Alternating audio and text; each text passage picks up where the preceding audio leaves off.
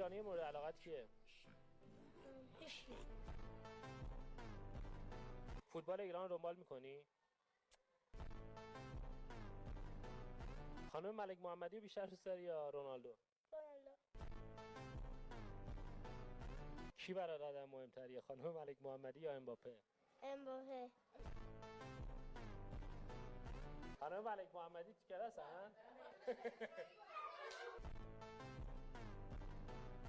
تو برای گریه نکردن صالح حردانی حاضری چی کار بکنی؟ هیچی. اگه نمراتت باعث شه یکی از بازیکن اسحاق گریه کنه، دوست داری کدوم بازیکن باشه؟ آرش رضاوند.